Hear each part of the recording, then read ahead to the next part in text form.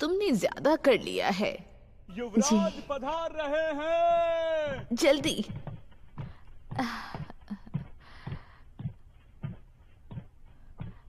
दादी माँ को मेरा प्रणाम। अरे आओ बेटा आओ। आज तुम्हें अचानक से इस बूढ़ी दादी माँ की याद कैसे आ गई? थर्स को अपने साथ क्यों नहीं ले आए? दादी माँ, मुझे तंग मत कीजिए। तुम क्या अखरोट खाना पसंद करोगे? ये अभी अभी अखरोट छील रही थी, देखो कितने प्यारे हैं। चलो खाकर देखो। दादी माँ, आपको नहीं पता, मुझे अखरोट पसंद नहीं है। अरे मैं ये कैसे भूल गई कि तुम्हें अखरोट पसंद नहीं है। ये लो तुम्हारा पसंदीदा खाना, इसे चखकर देखो। खाइए। पहले दादी माँ तुम्हें खिलाएगी। लीजिए। लो, अच्छे बच्चे की तरह खा लो। अच्छा है ना? स्वादिष्ट है। खाओ, अच्छे से खाओ, ठीक है? मैंने बहुत दिनों के बाद इतना सुंदर चांद देखा है।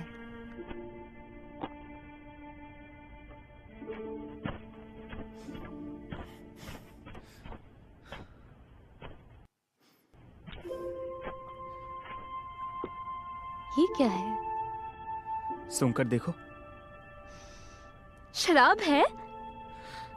तुम्हें पसंद है ना? शराब के बिना चांद की खूबसूरती फीकी है। मुझे बीजिंग आकर पता चला यहाँ की शराब भी बहुत अच्छी है।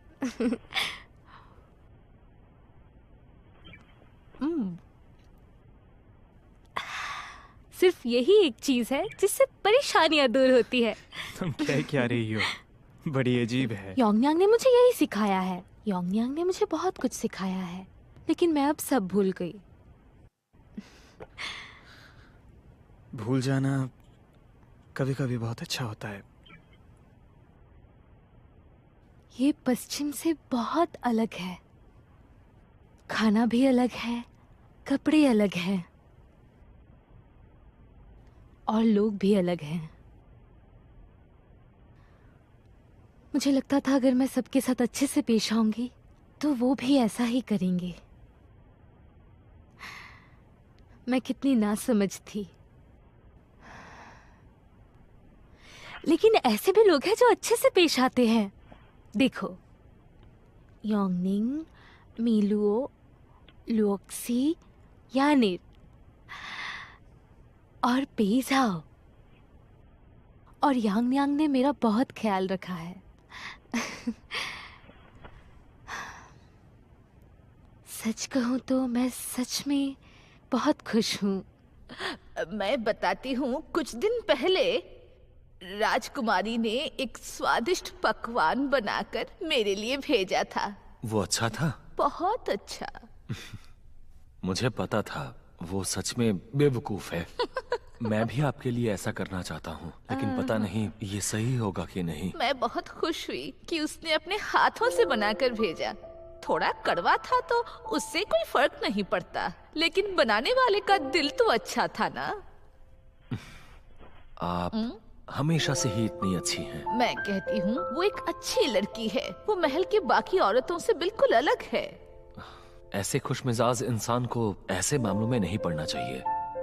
मैं तो चाहता हूँ कि वो हमेशा ऐसे ही खुश रहे और इन सब मामलों से वो दूर रहे।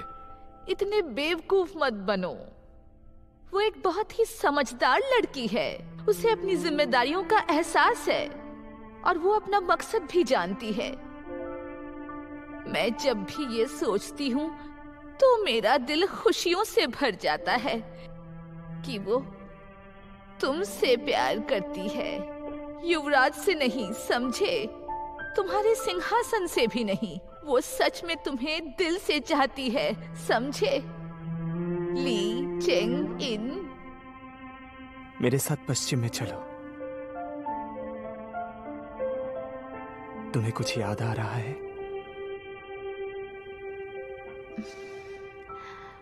याद ही नहीं। मुझे श्यावू की याद आ रही थी। हमने ज्यादातर समय बीजिंग में गुजारा है। कभी कभी मुझे यकीन नहीं होता है कि मैं शिजू की 9वीं राजकुमारी हूँ और टोयो राज्य की राजकुमारी हूँ, और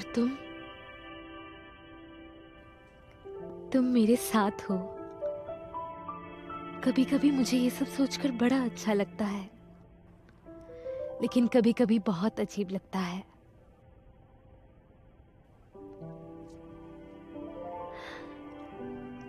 शायद ये सब कुछ कभी मेरा था ही नहीं। अब जागने का समय आ गया है, जाने का भी समय आ गया है।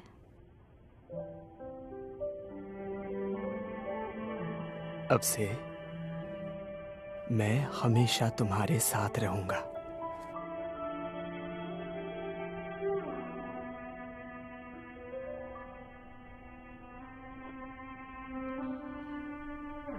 इसे मत जगाओ। हाँ, चैन से सोने दो। सो जाओ, सो जाओ।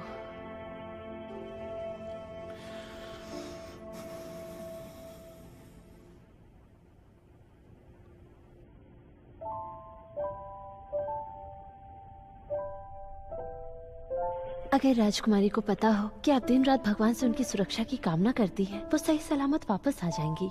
काश ऐसा हो।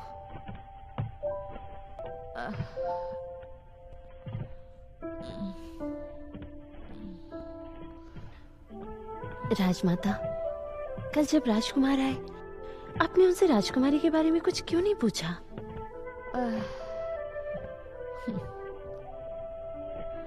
पूछने का क्या फायदा? मैं उसे बचपन से जानती हूँ। वो सब कुछ दिल में छुपा कर रखता है, कुछ नहीं बताता। ऊपर से वो उसे ढूंढ नहीं पाया। उसे और परेशान क्यों करना? मुझे लगता है राजकुमार और राजकुमारी के बीच कुछ। वो तो मुझे नहीं पता। दरअसल दोनों ही बच्चे बहुत अच्छे हैं, लेकिन मुझे नहीं पता उन दोनों के बीच क्या हुआ है। मैं फिर भी कोशिश करना चाहती हूँ।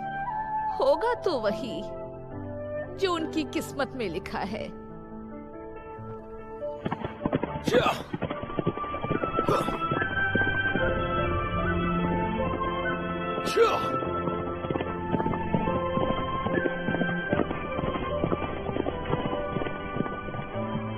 विद्यालय की तरफ। विद्यालय की तरफ। मिंग मिंग दे। लोगों की मदद में। लोगों की मदद में। कभी रुकना नहीं। कभी रुकना नहीं। विद्यालय की तरफ। विद्यालय की तरफ। मिंग मिंग दे। मिंग मिंग दे।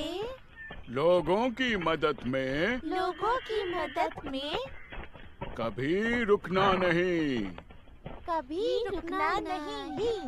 जो होगा हम देख लेंगे। गुरुजी, भैया आए हैं। गुरुजी, कैसे हैं आप? मैं युवराज को प्रणाम करता हूँ। गुरुजी, कृपया करके उठिए।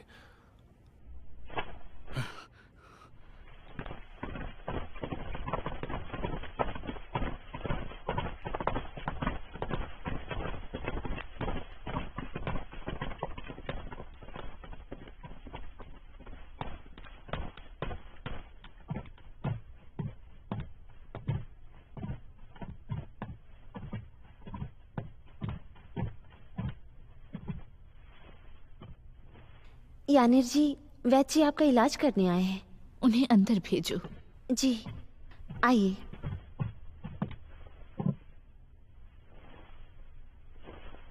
मैं आपका इलाज करने आया हूँ।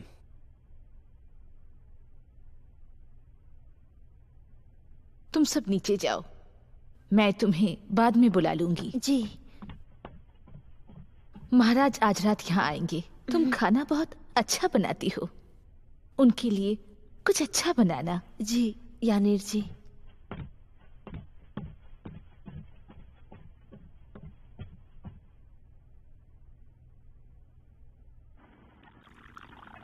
इसे मैंने खुद बनाया है। ये पानी ऊंचे पहाड़ों से लाया गया है। खुशबू अच्छी है और इसका स्वाद जरा मीठा है।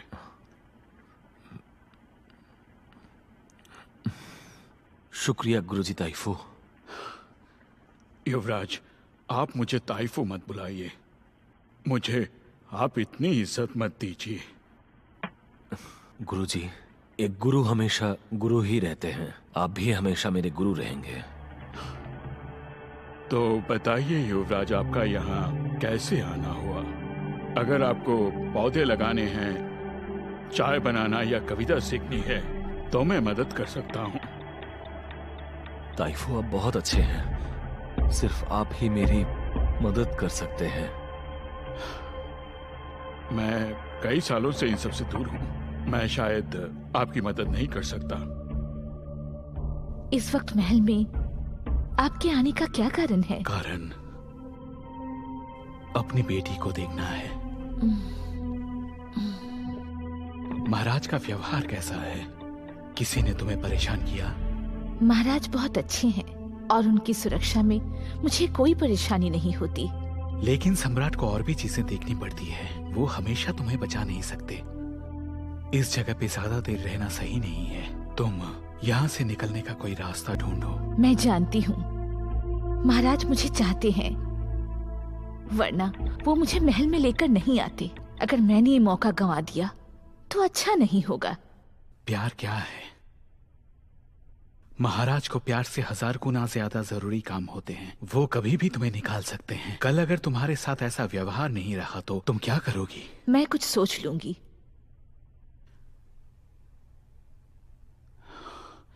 ये महल तुम्हारा घर नहीं है। मेरा दिल ये नहीं चाहता कि तुम इस महल में रहो।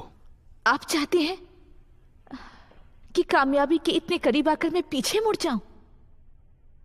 इतने सालों तक मैंने जो कुछ भी किया वो मेरे नाम और शोहरत को वापस लाने के लिए नहीं था।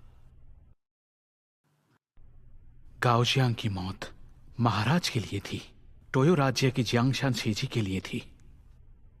इतने सालों में मुझे हमेशा एक बात याद रहा है। वो इंसान जिसका साथ निभाने का मैंने शपथ लिया था, किंग मंत्री के निकास के बाद शायद मैं उनके लिए एक आखिरी काम कर सकता हूं। तो आप ऐसा क्यों नहीं करते पिताजी? लेकिन इससे तुम्हारा क्या होगा, तुमने कभी सोचा है? तुम अभी भी जवान हो और तुम्हारा एक आने वाला कल है।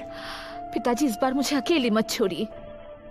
इस बार मैं आपके साथ जाना चाहती हूँ। बैठो। मैं चलता हूं। ये महल एक चाल है, इसमें कभी मत फंसना। आप इस महल में और मत आना, इसमें खतरा है। हाँ। महाराज आ रहे हैं।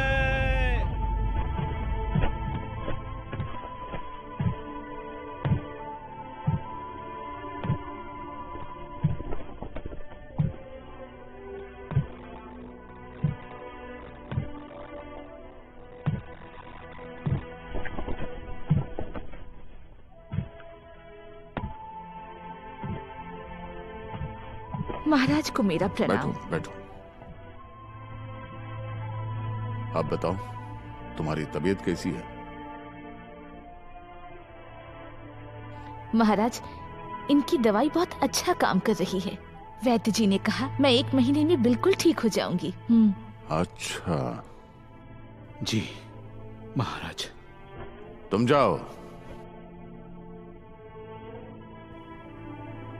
महाराज, आप इन्हें आशीर्वाद दीजिए। इससे तो राज्य के लोगों को आशीर्वाद मिलेगी, इस दुनिया को मिलेगी।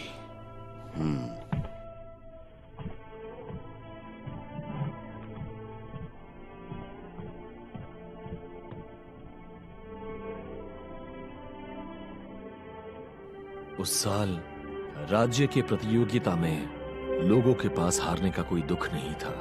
बहुत लोगों ने आत्महत्या कर ली, और इस हादसे के बारे में आपको तो याद होगा।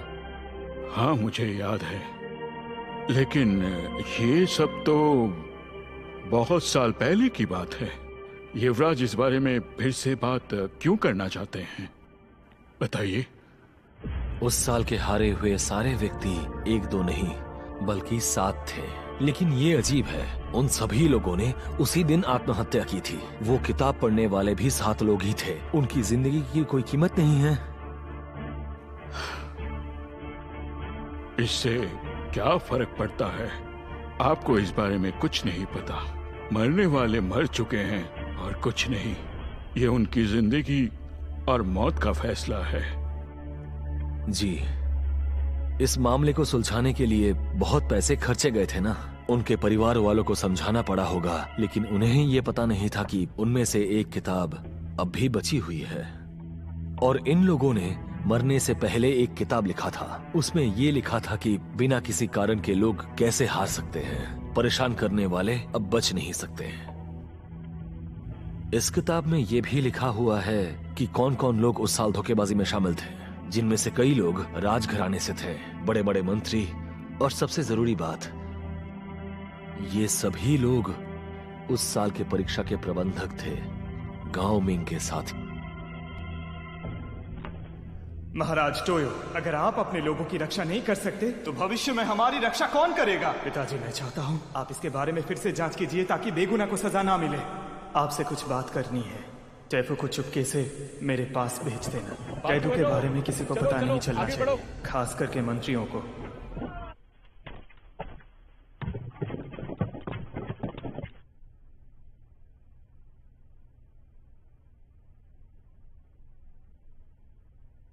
स्वर्ग का रास्ता यही है। महाशय, महाशय, महल से अभी अभी समाचार आया है, युवराज को निकाल दिया गया। मैं जानता हूं कि तुम अपने बड़े भाई को बचाना चाहते थे। तुमने हमेशा उनकी मदद की है। बिल्कुल सही समय में तुमने उस किताब को छुपाया, गाओ मिंग पर हमला करवाया, और इससे उसका बोझ बहुत कम गया।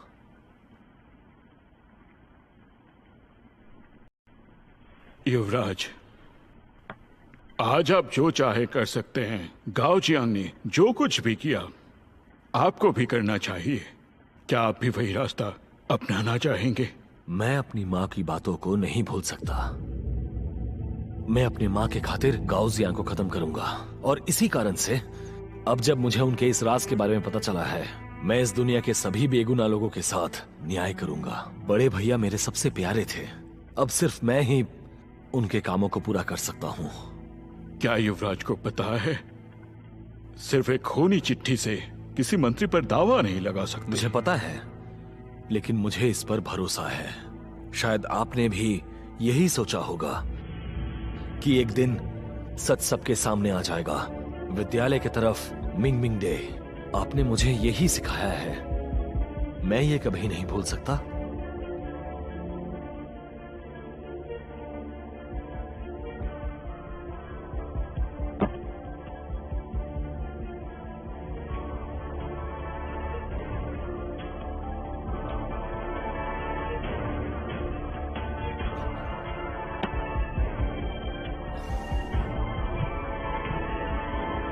छात्रों को पूरी कोशिश करनी चाहिए।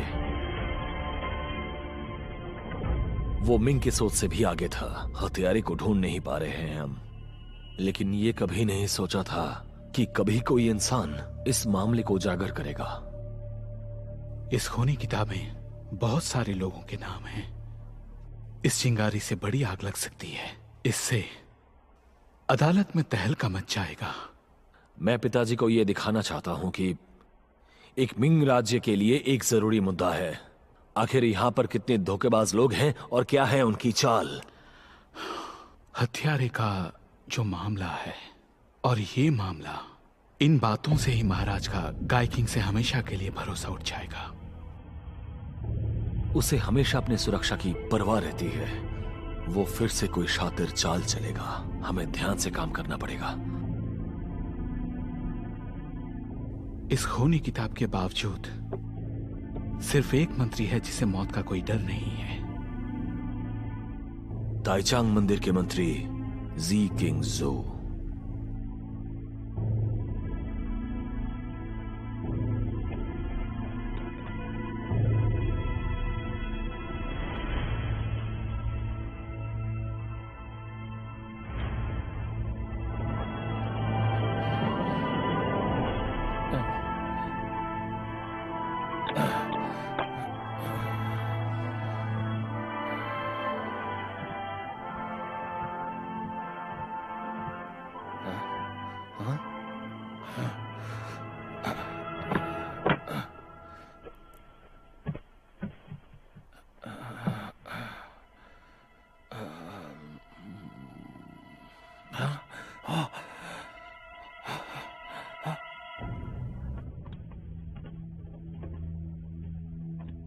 ये जगह इतनी खाली क्यों है? महाराज के जाने के बाद लोग यहाँ ज्यादा नहीं आते। ठीक है, चलो यहाँ से।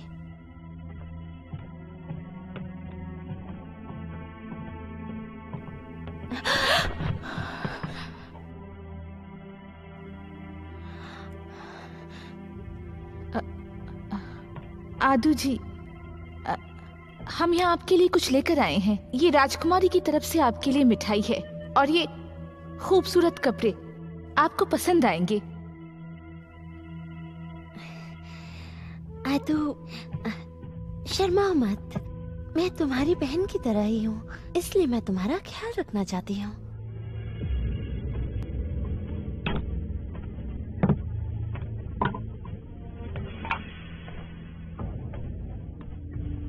आदू, राजकुमारी को गए इतने दिन हो गए, तुम्हें उनकी कोई खबर मिली? क्या राजकुमार यहाँ आए थे? उन्होंने तुमसे कुछ कहा है क्या, या तुमने उन्हें दूसरों से कुछ कहते हुए सुना था क्या?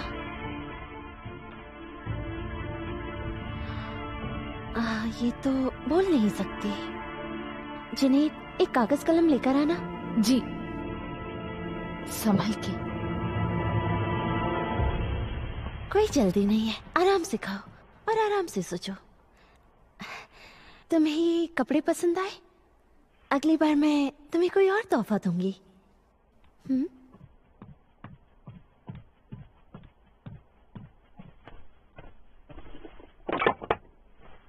आदू, मैं जानती हूँ तुम यहाँ की भाषा नहीं लिख सकती, पर कोई बात नहीं, तुम चित्र बनाकर समझा सकती हो।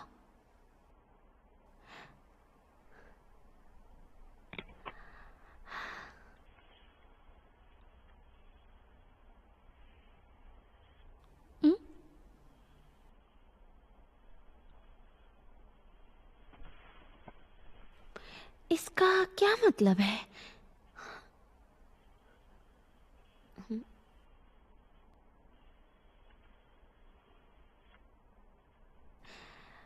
यहाँ तो निशाना लगाते हैं ना?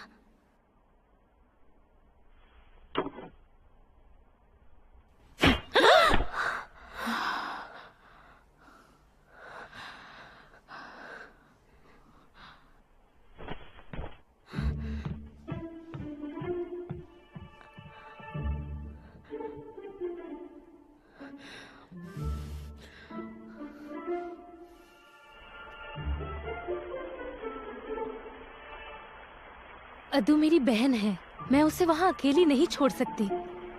अगर तुम मेरे साथ नहीं आओगे, मैं खुद जाकर उसे ढूंढूंगी। मैंने नहीं कहा था नहीं जाऊंगा, लेकिन अभी वहाँ जाने में खतरा है। शायद मैं वापस ना लौट पाऊं। कल तो कहा था कि हमेशा मेरे साथ रहोगे।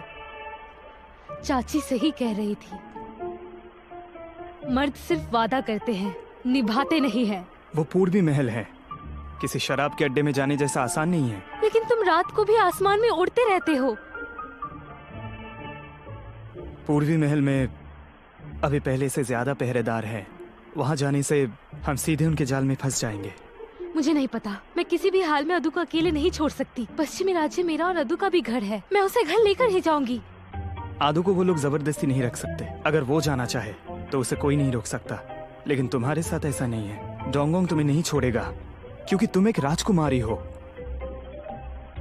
मैं ऐसा नहीं कर सकता, वहां नहीं भेज सकता तुम्हें। मैं आदू को अकेले नहीं छोड़ सकती। अगर तुम उसे नहीं बचाओगे तो मैं वापस नहीं जाऊंगी।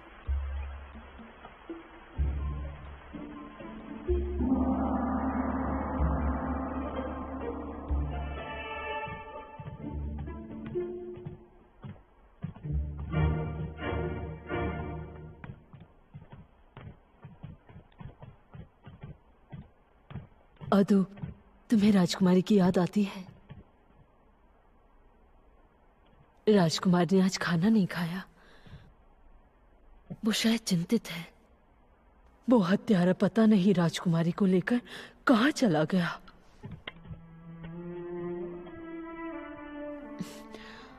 अदू, मुझे जाने दो। अगर राजकुमारी वापस आएंगी तो मैं उन्हें ये कपड़े देना चाहूंगी।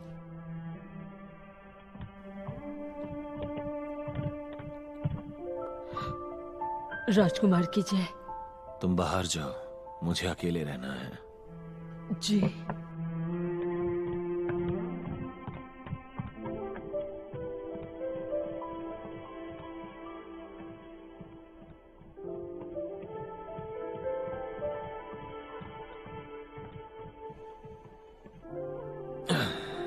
पुरानी बातें।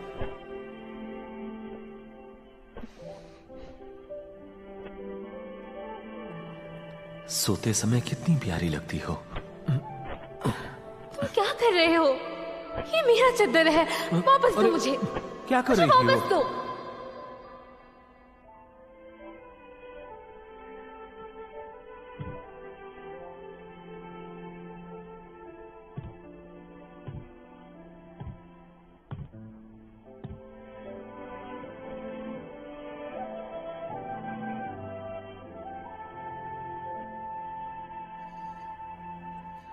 हो सके तो ले लो इसे। वापस दो मुझे। वापस दो। क्या कर रही हो? वापस दो मुझे। चिंगी, तुम क्या कर रहे हो? वापस दो।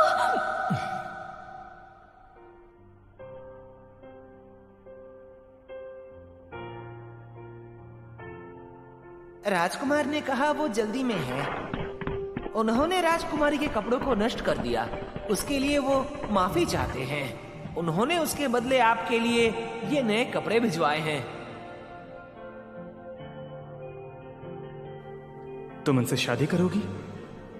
अगर ऐसा नहीं है तो मैं तुम्हें पश्चिमी राज्य लेकर चलूंगा आज रात।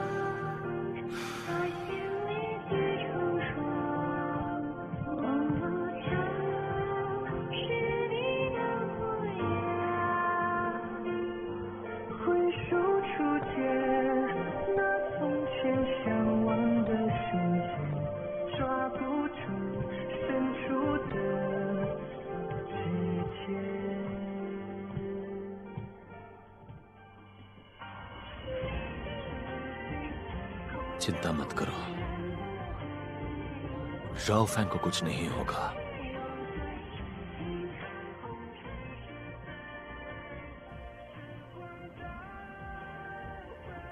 चलो, आदू से मिलना जरूरी है।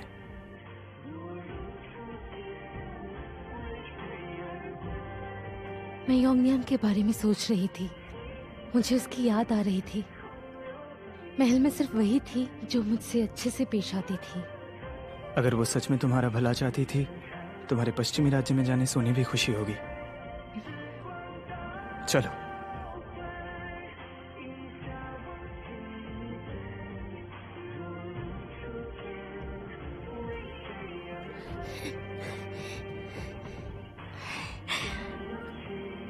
मैं ठीक हूँ।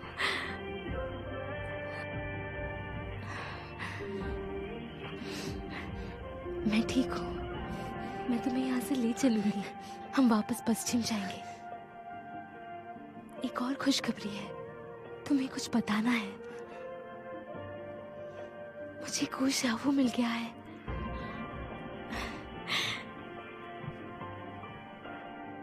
देखो,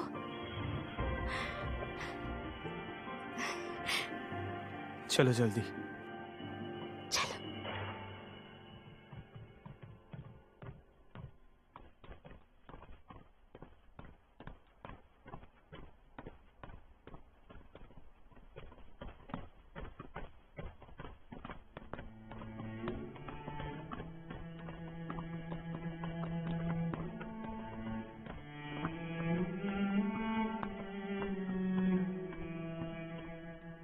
चलो।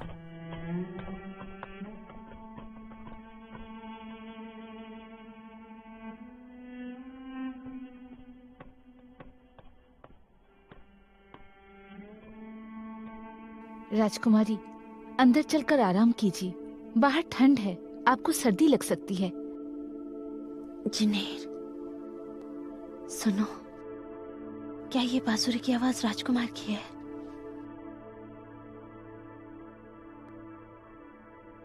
लगता तो है। इसमें इतना दर्द क्यों है?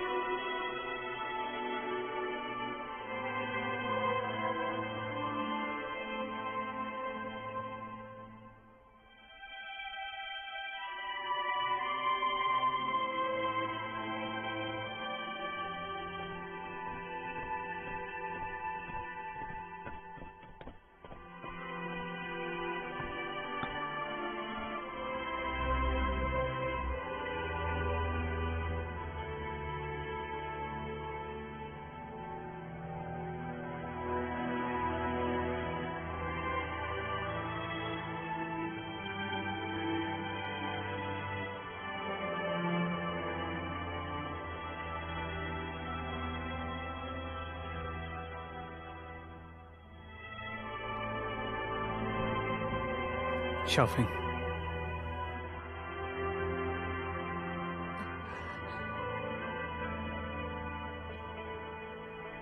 चलो।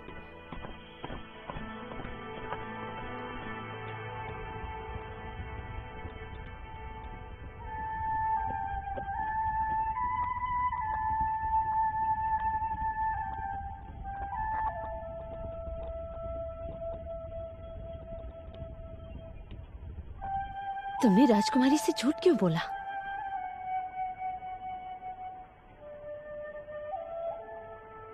मैं जानता हूं तुम मुझे निर्दयी समझती हो। मैं भी खुद को निर्दयी समझता हूं। जब शाओफेंग मुझे गुशियाओ बुलाता है, भले ही वो झूठ हो, लेकिन एक पल के लिए मुझे ऐसा लगता है कि मैं सच में गुशियाओ हूं। मुझे पता है कि मैं शाओफेंग को धोखा दे रहा हूं,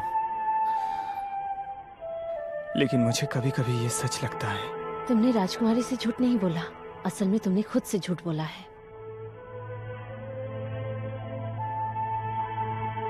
6 महीने। 6 महीने क्या? मेरे पास सिर्फ 6 महीने हैं। तुम... मुझे एक अंदरूनी चोट लगी है। क्या ये मेरी वजह से? कहीं मुझे उस समय बचाते हुए तो तुम्हें... नहीं नहीं, तुम इसके बारे में मत सोचो। ये सब मुझ पे छोड़ दो। असल में मुझे तो घर जाना चाहिए।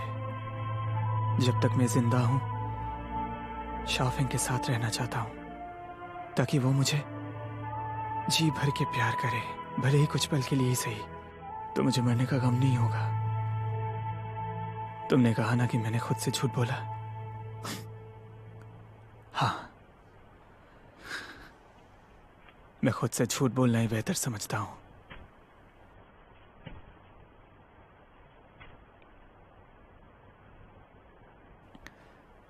शायद मैं अपनी ही दुनिया में कुछ ही पल का मेहमान हूं, बस कुछ ही पल के लिए।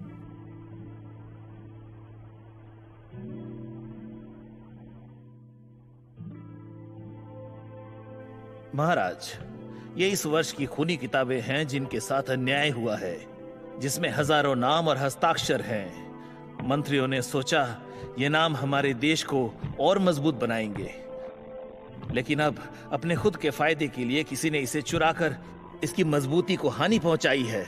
इससे पूरे देश में तहलका मच चुका है। अगर इन 7 लोगों के मौत की सफाई नहीं दी गई तो अगली मौत हमारे राज्य के लोगों की होगी। मैं सम्राट से यह दरखास्त करूंगा कि इस मामले की जांच की जाए, लोगों को सच बताया जाए।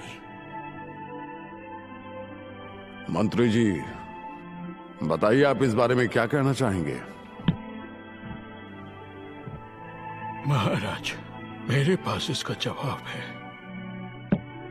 अगर आपको अपने मंत्रियों पर शक है, मैं जांच के लिए तैयार हूं, लेकिन उससे पहले मुझे कुछ कहना है। हर साल कई लोग आत्महत्या करते हैं और इससे कितनी जानें जाती हैं, लेकिन इससे लोगों को कोई फर्क नहीं पड़ता। जैसा जी ने कहा, इन्होंने सब कहा है ना। क्या आप सब इस बात को मानना चाहेंगे? अगर हर जन्म में मुझे गाओ मिंग के लिए सजा दी जाए तो ऐसा कितने जन्म तक होता रहेगा? दोष देने से पहले ये जरूरी है कि इस मामले की जांच युवराज ने किया था और इसका निष्कर्ष उनकी आत्महत्या की नासमझी थी। उनके परिवार वालों ने भी इसमें दस्तखत किए हैं। इन दस्तावेज में कुछ गलत नहीं है, लेकिन अब जी पुरानी बातों को उजागर करना चाहते हैं। पता नहीं उनकी मन में क्या है। मेरी सुनिए, मामले को बंद किया गया क्योंकि सबूतों की कमी थी, लेकिन कौन कह सकता है कि जिन लोगों ने अपने बच्चों को बड़ा किया, उन्होंने खुद अपने बच्चों की जान लेने की कोशिश की, और अब उन लोगों की खुद लिखी हुई खूनी किताब हमारे सामने है। इस मामले का उपाय अब भी नहीं निकला है, तो मैं उसको क्यों ना उजागर करूं?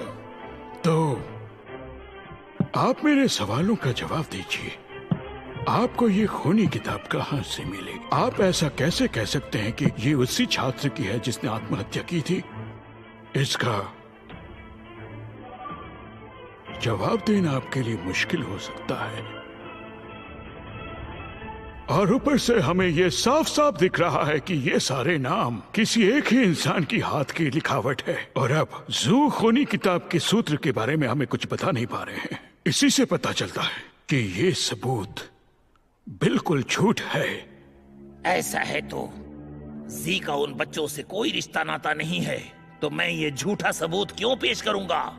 आप केवल ये बताइए कि ये हजारों नाम आपको कहां से मिले? ये आसमान से गिरे हैं? ये क्या कह रहे हैं? ये कैसे हो सकता है?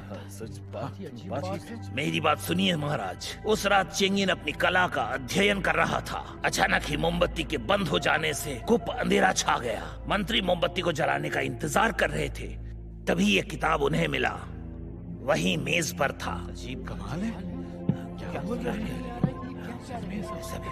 महाराज, मंत्री झूठ नहीं बोल रहे हैं। इसके पीछे की सच्चाई यही है। मेरी बात समझिए। ये ऊपर वाले की कृपा थी। महाशय जी, आप ताइचांग मंदिर के मंत्री हैं। आपका काम है पूजा करना, गाय चराना, भूत भगाना। आपका दिमाग ठीक है ना? मेरी बात को ध्यान से सुनिए।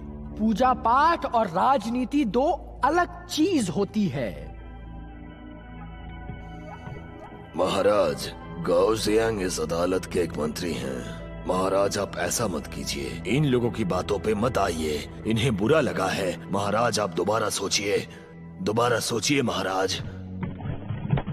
महाराज दोबारा सोचिए। महाराज दोबारा सोचिए। महाराज दोबारा सोचिए।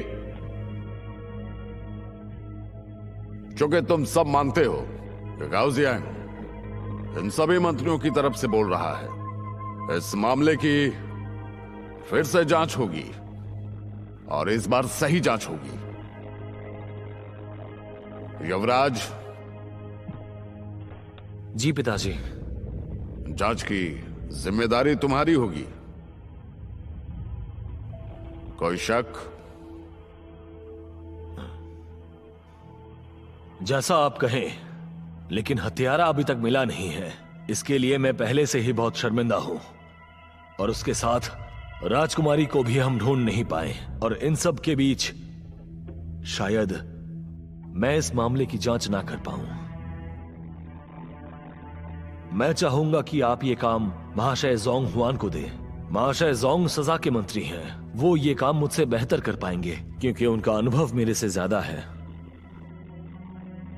तो फिर ठीक है, हम युवराज की बात को मानेंगे। महाराज, हम आपको कभी निराश नहीं करेंगे। आपका आदेश सर, आंखों पर।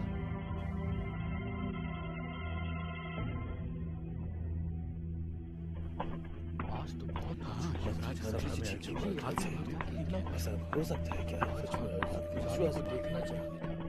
प्रणाम युवराज। वही, आपने आज अदालत की परिस्थिति देखी? सभी ने देखा। गाओजियांग ने जोंगवान का समर्थन किया। युवराज इस मामले की जांच करना चाहते थे। शायद वो अपने मन की सुन रहे हैं। हाँ, नए वर्ष की शाम आने वाली है। क्यों ना हम दोनों उच्च मंत्रियों के महल में चले? कैसा रहेगा? हाँ, बहुत बढ़िया। हाँ बिल्कुल। चलिए।